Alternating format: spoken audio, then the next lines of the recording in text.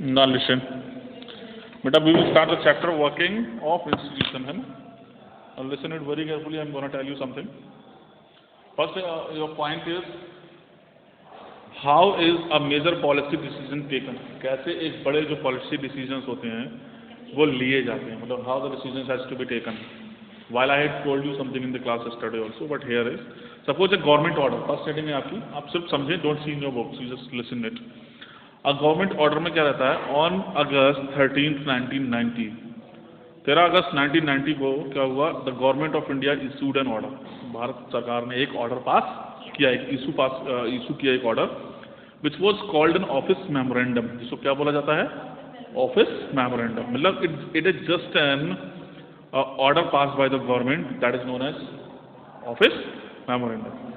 The order says, अब order में क्या लिखा था? That other than SC and ST, SC और ST को छोड़कर the 27% jobs reservation, 27% job reservation benefit जो था will be given to the new third category called socially and educationally backward classes.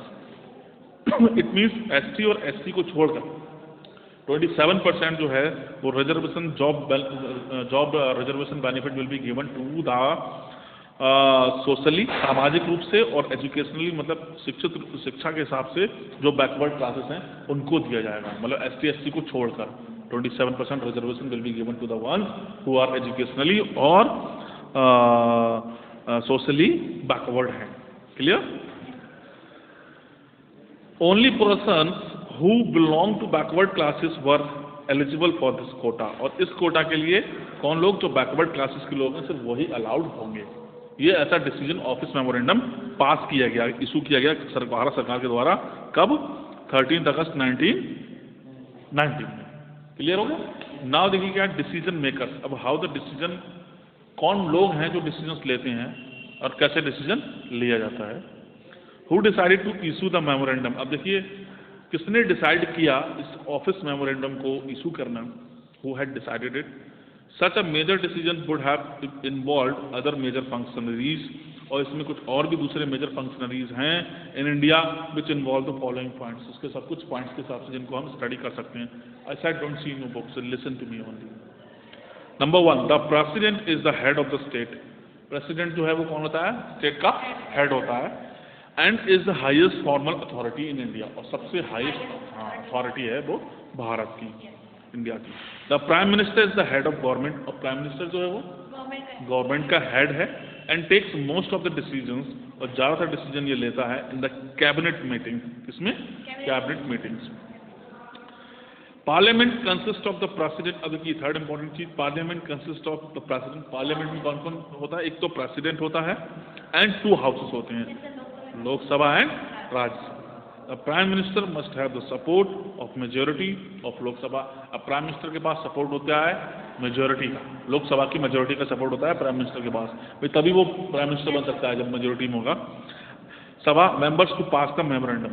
और मेमोरेंडम पास करने के लिए, इट मीन्स ऑर्डर इशू करने के लिए वो एलिजिबल है क्योंकि उसके पास मेजोरिटी है पार्लियामेंट की, क्योंकि उसके पास ज़्यादा MPs हैं. He is the prime minister, that is why he can issue an memorandum. Clear? When the office memorandum was passed in India, जब ऑफिस मेमोरेंडम इंडिया में पास किया गया, it was a hot debate issue. तो ये बहुत ही debate का issue था. मतलब everywhere the discussion was going on, this should be passed और नॉट, इज इट करेक्ट और not. So many issues were discussed.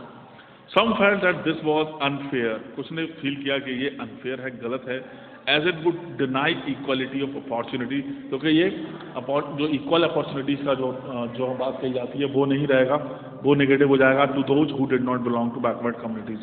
उन लोगों के लिए जो बैकवर्ड कम्युनिटीज़ में बिलोंग नहीं करते हैं. It means benefit will not be given to the persons who do not belong to the backward category. So इसलिए इस पर डिबेट की गई. While others felt that this would give a fair opportunity to those communities. लेकिन कुछ को ये लगता था कि उन कम्युनिटीज़ को, जो बैकवर्ड कम्युनिटीज़ हैं, उनको ये फेयर अपॉर्चुनिटीज़ मिल जाएगा. उन्हें they'll get an opportunity to get the selection in government jobs and all when they will get a quota of 27%. Who so far had not adequately been represented in the government employment. This dispute was finally resolved by Supreme Court और ये dispute जो था, ये जो झगड़ा था, ये किसके द्वारा सॉर्ट आउट किया गया? सुप्रीम कोर्ट के द्वारा इंडिया के, by hearing all the cases, सारे केसेस को सुनने के बाद। This case was known as India Sawhney and others versus Union of Indian case. इस नाम से जाना गया, Indian Sawhney and others versus Union of Indian case, इसके नाम से जाना गया। द सुप्रीम कोर्ट जजेस, तो सुप्रीम कोर्ट के जजेस थे इन 1992, 1992 में डिक्लेयर्ड, उन्होंने डिक्लेयर किया that this order of the government of India was valid. ये ऑर्डर जो है सरकार का, जो ऑफिस मेमोरेंडम इशू किया गया था, दैट इज करेक्ट, वो वैलिड है। वो क्या है? वैलिड है। Thus the dispute came to an end, इस तरीके से लड़ाई झगड़ा बंद हुआ। And this policy has been followed since then, और ये पॉलिसी तब से ही फॉलो होने। अब नेक्स्ट है आपका नीड फॉर पॉलिटिकल इंस्टीट्यूशन। आखिर पॉलिटिकल इंस्टीट्यूशंस की जरूरत होती क्यों है? Why are in need to have the political institution? Several arrangements are made in modern democracies.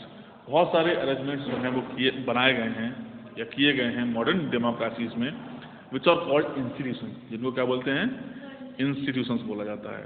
Democracy works well when these institution perform functions. Democracy अच्छे से काम करती है जब ये सारे इंस्टीट्यूशन जो हैं अच्छे से काम करते हैं।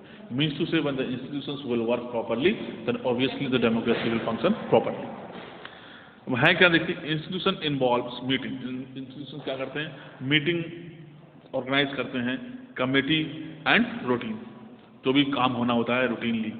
This often leads to delay and complications. कभी इसमें अक्सर ही देरदारी हो जाती है और बहुत कॉम्प्लिकेशंस होती हैं, क्योंकि बहुत सारे लोग होते हैं, उनसे डिबेट करके ही कुछ चीज़, किसी प्रकार का कोई डिसीजन लिया जाता है। Some of the delays and complications introduced by institutions.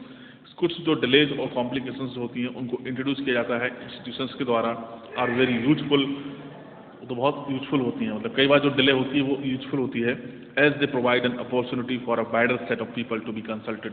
क्योंकि इसकी वजह से क्या होगा, ज़्यादा से ज़्यादा लोगों तक वो पॉलिसी पहुंचती है, या ज़्यादा से ज़्यादा लोगों से डिस्कशन उस पॉलिसी के बारे में हो पाता है जो लॉन्च होने वाली होती है। तो कई बार जो डिले है या कॉम्प्लिकेशन है वो फायदेमंद भी होती है। देरी, late. Institutions make it difficult to have a good decisions very quickly। मतलब अगर जल्दी से डिसीजन दिया जाए तो इंस्टीट्यूशंस को ये लगता है कि that should not be correct, हो सकता है वो गलत हो जाए, हो सकता है कि गलत डिसीजन लेने में टाइम लगे। But they also make it equally difficult to rush through the bad decision. लेकिन ये भी गलत है कि जल्दबाजी में डिसीजन गलत दे दिया जाए। Institutions feels like this, it means office memorandum, prime ministers and other ministers think like that.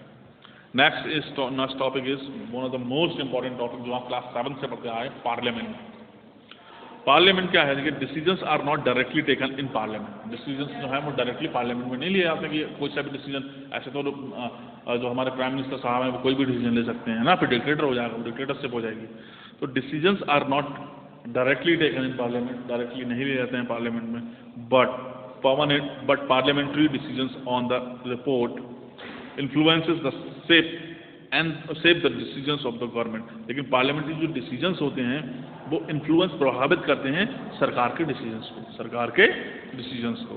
These discussions bring pressures on the government to act। क्योंकि ये डिस्कशन जो होते हैं पार्लियामेंट में, इस सरकार पर प्रेशर बनाते हैं एक्ट करने के लिए कि कोई पर्टिकुलर अगर लॉ लॉन्च होने वाला है तो ये डिस्कशन होता है, डिबेट होती है, and that would pressure on the government to act। A parliament is not in the favour of the decision. अगर पार्लियामेंट उन डिसीजंस के फेवर्स में नहीं होती है, then the government can not go ahead, तो सरकार आगे नहीं चल पाती, हाँ, and can not implement the decision. Decision को कोई लॉ, डिसीजन को वो पास नहीं कर पाते, इट मीन्स लॉ को नहीं बना पाते। Why do we need parliament? अब पार्लियामेंट की हमें जरूरत आखिर है क्यों? An assembly of elected representatives is called parliament. पहले आपको क्लियर हो जाए कि पार्लियामेंट क्या है। असेंबली ऑफ इलेक्टेड रिप्रेजेंटेटिव्स, जो हम एमपीज को इलेक्ट करते हैं, जीते हुए एमपीज, उन सबको मिलकर ही पार्लियामेंट बनती है। Parliament is not a building, है ना, it's an institution which exercise supreme political authority on behalf of the people. जो सबसे हाईएस्ट अथॉरिटी को एक्सरसाइज करती है, इसके बिहाफ पर, हम लोगों के बिहाफ पर, लोगों पीपल के साथ से, because we of them at the state level. अगर स्टेट लेवल की बात की जाए, this is called the legislature. इसको क्या बोलते हैं? लेजिस्लेचर या फिर लेजिस्लेटिव असेंबली बोला जाता है इसको, जहाँ से सीएम बनते हैं, एमएलए। द नेम में भी वेरी, नेम अलग अलग हो सकते हैं अलग अलग कंट्रीज में, but such an assembly exist in every democracy, लेकिन हर एक डेमोक्रेसीज में ऐसी चीज़ें जरूर होंगी, ऐसे जरूर होंगी। अब देखिए है क्या, पार्लियामेंट एक्सरसाइजेस पॉलिटिकल अथॉरिटी।